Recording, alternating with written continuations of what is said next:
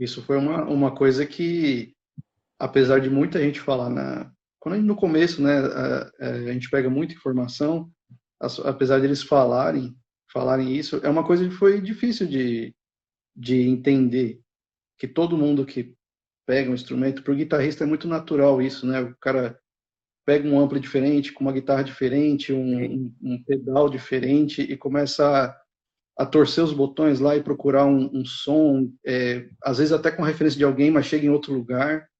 E para o tecladista não, é muito comum de pegar os presets e já sair tocando, sim. essa coisa toda. Depois de um tempo eu comecei a buscar mais, eu lembro de um teclado que eu tive, o Korg X5D, Uhum, X5. que, né, bem legal, que ele vinha com um softwarezinho que abria no computador e você podia editar bastante, né, os programas, os timbres, né? Sim.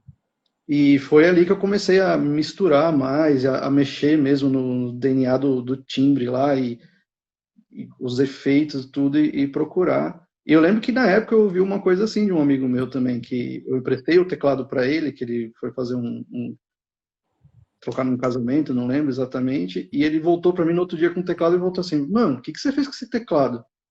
Aí eu fiquei meio assim, eu falei, por quê? Ele falou, mano, tá com uns timbres legais pra caramba, tá com umas coisas legais aí.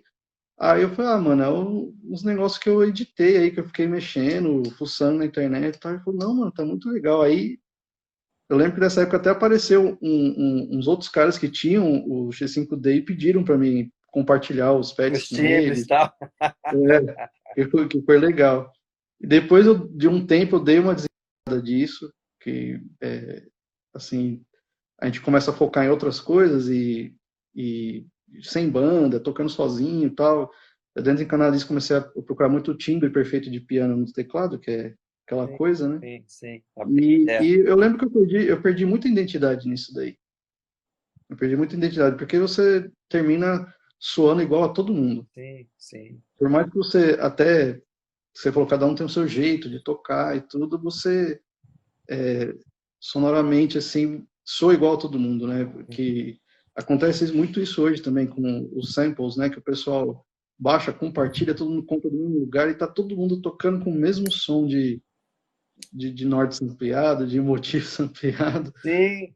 E é muito louco E, isso que você está falando, porque eu vivi épocas, acho que você também vai concordar comigo, em que todos os pianos que a gente ouvia eram do M1. Outra época, e, todos os timbres de pianos digitais que a gente tinha era do D50. assim, Outra época, era só o piano do DX7 que a gente ouvia, o piano digital do DX7 que a gente ouvia. Timbres que e realmente uma coisa, marcaram, né? Que ficaram e marcaram época, mas de fato é aquilo que você falou. A gente não precisava nem olhar qual era o equipamento que o cara estava usando, porque a gente já sabia qual era uhum, o instrumento que ele estava usando. Isso é muito louco, porque esse foi um dos motivos, Marcel, e sendo muito honesto contigo, esse foi um dos motivos que eu sempre me aventurei com o novo, com o desconhecido. Porque chegou uma época, exatamente na época, e isso coincidiu com a época que a Cruz Vai entrou no Brasil, é, eu me lembrava assim, cara, eu preciso de alguma coisa diferente. Todo mundo tinha M1, todo mundo tinha D50, todo mundo trabalhava com se era pad, lead, era Korg, se era pianos e coisa era Roland. Então, eram as mesmas marcas sempre. E eu me lembro